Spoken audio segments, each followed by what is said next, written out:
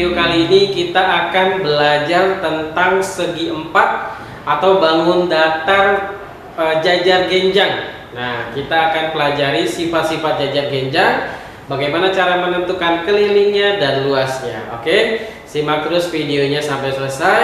Dan bagi kalian yang belum subscribe channelnya, boleh kalian klik dulu subscribe-nya karena subscribe itu gratis. Dan kalau kalian suka video ini, boleh kalian klik like-nya dan kalian bagikan juga ke teman-teman kalian. Oke, kita langsung mulai pembahasannya ya. Nah, kita mulai dari sifat-sifat jajar genjang dulu ya. Nah, sifat-sifat jajar genjang kurang lebih ada 4. Yang pertama, pada setiap jajar genjang, sisi yang berhadapan sama panjang dan sejajar. Maksudnya bagaimana sih? Nah, ini saya sudah ada satu gambar jajar genjang. Ini yang namanya jajar genjang ya. Ini yang namanya jajar genjang. Kita perhatikan sifat pertama, sisi yang berhadapan. Sisi berhadapan itu maksudnya ini. Sisi itu garisnya ya. Sisi AB dengan sisi CD. Nah, kita kasih standar, misalnya ini dengan ini. Ini namanya berhadapan, sejajar dan sama panjang ya. Bisa juga yang ini sama yang ini. Nah, yang AD dan BC juga bisa. Oke. Nah, jadi kalau kita tulis, maka panjang garis AB sejajar dengan CD atau panjang garis AD sejajar dengan BC. Nah, lalu panjang garisnya sama ya, AB sama dengan CD. AB panjangnya sama dengan CD, begitu juga dengan AD panjangnya sama dengan BC. Itu maksud dari sifat yang pertama. Lalu yang kedua, pada setiap jajar genjang, sudut-sudut yang berhadapan sama besar. Sudut-sudut berhadapan maksudnya yang ini. Misalnya sudut A dengan sudut C, itu namanya berhadapan. Kalau sudut A dengan sudut D namanya berdekatan ya. Jadi misalnya ini dengan ini, yang sudut D dengan sudut B ya. Jadi kalau kita tulis sudut A itu berhadapan dengan sudut C dan nilainya sama ya. Sudut A sama dengan sudut C dan sudut B sama dengan sudut D. Tapi sudut A tidak sama dengan sudut B ya, tidak sama. Nah, ini kalau kita lihat aja udah beda ya. Ini lancip, ini tumpul. Oke. Lalu yang ketiga, pada setiap jajar genjang jumlah sudut yang berdekatan 180. Nah, kalau yang berdekatan tuh contohnya A dengan B, B dengan C, C dengan D, A dengan D, itu namanya berdekatan. Itu jumlahnya 180. Jadi kalau sudut A kita jumlahkan dengan sudut B, atau sudut B kita jumlahkan dengan sudut C, atau sudut C kita jumlahkan dengan sudut D, atau sudut A kita jumlahkan dengan sudut D, itu hasilnya adalah 180 derajat. Oke, itu maksud dari, jadi contoh ya, misalnya kalau yang ini 50 derajat, yang ini juga 50, itu sifat yang kedua. Nah, kalau yang A-nya 50, maka sudut B-nya 130. Kenapa? Karena 50 tambah 130, 180, itu sifat yang ketiga. Lalu yang terakhir, kedua diagonal pada setiap jajar genjang saling membagi dua sama panjang. Nah, diagonal itu garis yang menghubungkan antara A dengan C, B dengan D ya. Jadi mereka akan berpotongan di satu titik, lalu membagi dua sama panjang. Nanti akan kita bahas lebih jelas untuk sifat yang keempat di contoh soalnya. Setelah ini saya akan bahas contoh soalnya. Oke, baik. Sekarang kita bahas contoh soalnya supaya lebih mudah untuk memahami sifat-sifat jajar genjang yang sudah kita bahas tadi ya. Kita langsung ke soalnya. Jadi ini ada contoh soal. Perhatikan gambar. Ini ada gambar jajar genjang PQRS ya. Lalu di gambar ini ada juga diagonalnya. Diagonalnya contohnya garis PR dan garis QS. Nah, antara garis PR dan garis QS ini panjangnya tidak sama ya. Tetapi PR dan QS ini berpotongan di satu titik, yaitu di titik O, dan membagi dua masing-masing garisnya menjadi garis yang sama panjang. Jadi maksudnya gini ya. Jadi nanti panjang PO itu akan sama dengan panjang OR gitu maksudnya. Ya, contoh aja. Jadi kalau PR-nya misalnya 18, maka PO-nya 9, OR-nya juga 9. Nah, itu sifat jajar genjang yang keempat ya. Oke, di sini diketahui panjang garis PQ-nya kalau cuma 2 huruf berarti itu garis ya. Panjang garis PQ-nya 8 cm, PS-nya 6, QS-nya 7 dan sudut QPS-nya 58. Nah, lalu yang ditanya adalah panjang garis PR, panjang QS, besar sudut QRS dan besar sudut PQR. Ya, kita bahas satu-satu ya. Kita mulai dari panjang QR. Nah, kita perhatikan gambarnya QR. Nah, QR itu garis yang miring ini ya. Ya, nah QR itu berhadapan dengan PS. Tadi sifat yang pertama, jajar genjang memiliki 2 pasang sisi berhadapan sama panjang dan sejajar. Maka berdasarkan sifat yang pertama, panjang QR sama dengan panjang PS. Sama-sama di soal dikasih tahu PS-nya adalah 6, berarti QR-nya 6 cm. Udah selesai, udah kan? Oke, sekarang yang B. Panjang QO. Kita cari yuk QO-nya.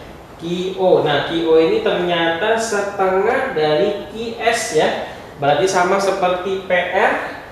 Kalau PR-nya 18, maka PO-nya 9, setengahnya aja. Berarti QO itu adalah setengah dari QS.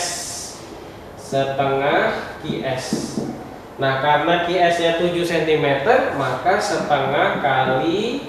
Jadi kalau mencari nilai dari suatu pecahan dikali ya. Setengah dari 7 cm sama aja dengan 7 bagi 2. 7 bagi 2 itu 3,5 cm. Jadi QS-nya 3,5. Oke, sekarang yang C. Besar sudut, ini tanda sudut ya. QRS, sudut QRS. QRS berarti yang dimaksud sudut R ya. Nah, jadi kalau ada huruf yang diberi nama dengan 3 huruf, yang dimaksud itu yang tengah, sudut R. Nah, kita perhatikan. Sudut R ini berdekatan dengan sudut Q, tapi berhadapan dengan sudut P. Jadi kita bisa pakai sifat yang kedua atau yang ketiga. Nah, kita lihat dulu di soal dikasihnya yang mana. Ini ada sudut QPS, QPS berarti yang dimaksud sudut P ya, karena yang di tengahnya P. Berarti sudut P ini 58 derajat. Nah, sudut P berhadapan dengan sudut R. Tadi berdasarkan sifat yang kedua, kalau sudut yang berhadapan besar sudutnya sama, maka besar sudut QRS sama dengan besar sudut QPS, sama-sama 58 derajat. Selesai ya. Sekarang yang D. Besar sudut PQR, PQR. Nah, PQR berarti yang ini ya, yang sudut Q-nya. Nah, sudut PQR itu berhadapan dengan sudut PSR. Nah, sudut PSR-nya kebetulan nggak ada. Adanya sudut yang QPS yang berdekatan dengan dia. Berarti kita menggunakan sifat ketiga. Jumlah dari 2 sudut yang berdekatan pada setiap jajar genjang adalah 180 derajat. Berarti sudut PQR kalau dijumlahkan dengan sudut QPS itu hasilnya harus 180 derajat. Maka kalau mencari sudut PQR itu tinggal 180 derajat dikurang dengan sudut QPS, karena kita mencari sisanya. Sudut QPS-nya sudah ada 58. Jadi sudut PQR-nya tinggal 180 derajat dikurang 58 derajat sama dengan 122 derajat. Selesai. Oke. Nah, setelah ini kita akan bahas cara mencari keliling dan luas jajar genjang. Oke? Baik. Sekarang kita akan belajar bagaimana cara menentukan atau menghitung keliling dan luas jajar genjang. Langsung dengan pembahasan contoh soalnya, oke? Nah, jadi ini gambar jajar genjang yang baru ya. Nah, untuk jadi kalian harus paham istilah alas dan tinggi. Nah, alas dan tinggi jajar genjang dia harus merupakan pasangan garis yang saling tegak lurus, ya. karena gambar asli jajar genjang itu tidak mungkin ada garis yang tegak lurus, maka kita butuh membuat satu buah garis bantu yang tegak lurus dengan salah satu sisinya. Jadi boleh pada sisi yang mana aja ya. Nah, contohnya saya bikin garis bantu putus-putus ini yang tegak lurus dengan garis yang bawah. Maka garis yang bawah ini nanti disebut alas, garis yang putus-putus ini disebut tinggi, seperti itu ya. Nah, kita juga bisa membuat garis bantunya di luar jajar genjangnya. Jadi ini boleh juga disebut tinggi jajar genjang. Nah, gitu ya. Oke. Jadi ingat, alas dan tinggi pada bangun datar harus pasangan garis yang saling tegak lurus. Oke. Nah, kita mulai dari kelilingnya dulu. Nah, untuk keliling jajar genjang itu sebenarnya tidak ada rumus pasti, rumus pastinya harus apa kali apa atau apa tambah apa ya. Intinya kalau ditanya keliling, kita jumlahkan saja semua garis-garisnya yang bisa kita lalui. Ya, kalau gambarnya seperti ini aja, maka kelilingnya tinggal jumlahkan semua panjang sisinya, semua garisnya tinggal kamu jumlahin aja. Karena jajar genjang punya 4 garis, jadi 4 kali penjumlahan, gitu ya. Lalu untuk luasnya, nah ini kalau luas baru dia ada rumusnya dan harus diingat ya. Luas jajar genjang itu alas kali tingginya, tinggal alas kali tinggi. Sebenarnya dia kayak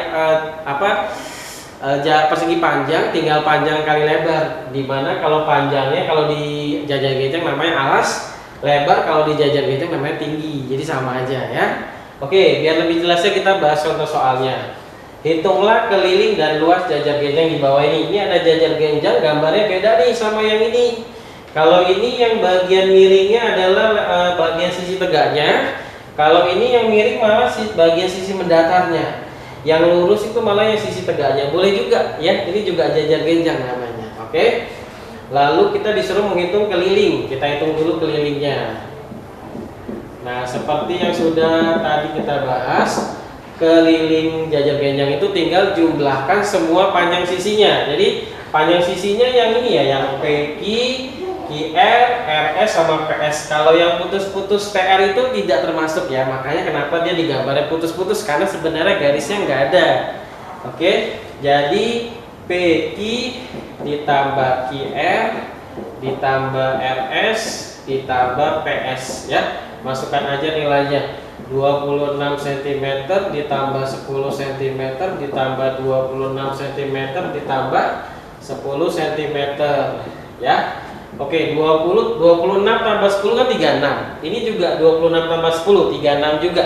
Jadi tinggal 36 kali 2 72 cm. Selesai, ini kelilingnya. Oke.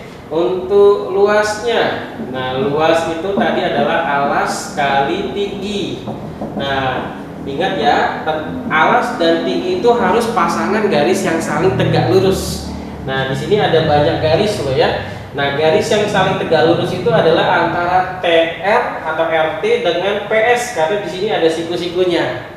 Maka boleh ini alasnya, boleh ini tingginya dibalik juga boleh. Tapi biasanya ini alasnya, ini tingginya.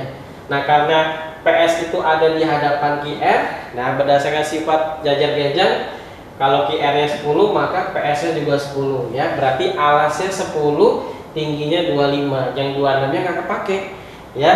Jadi 10 cm dikali 25 cm sama dengan 250 cm persegi. Kalau luas pakai pangkat 2 satuannya. Oke, saya akan bahas satu contoh soal lagi yang agak sedikit menalar. Oke, simak terus ya.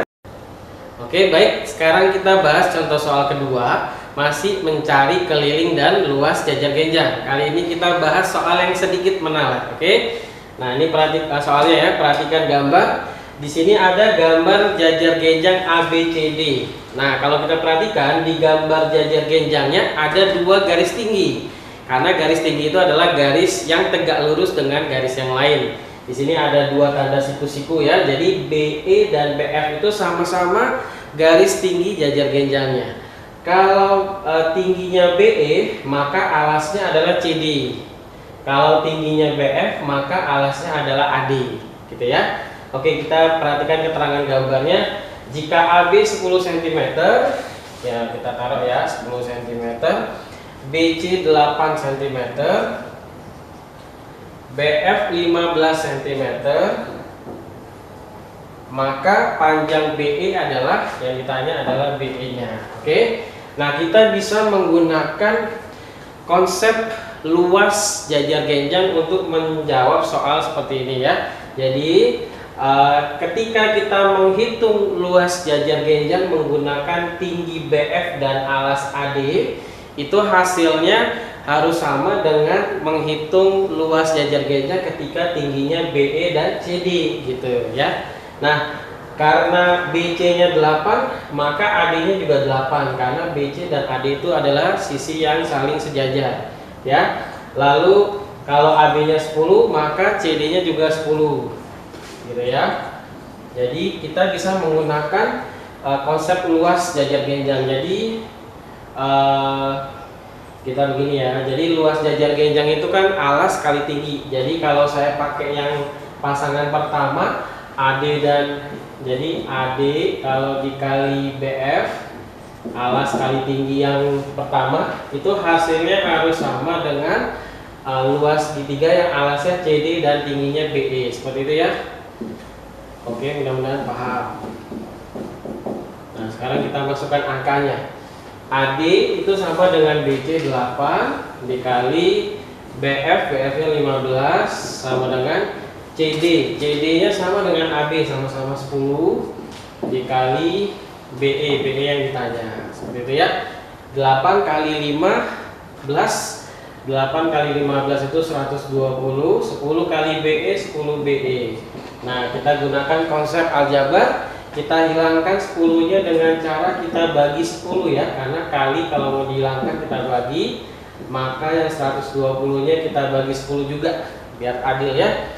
Nanti 10 bagi 10 1, jadi tinggal 1 BE, 120 bagi 10 12. Jadi panjang BE-nya 12 cm. Oke, terima kasih.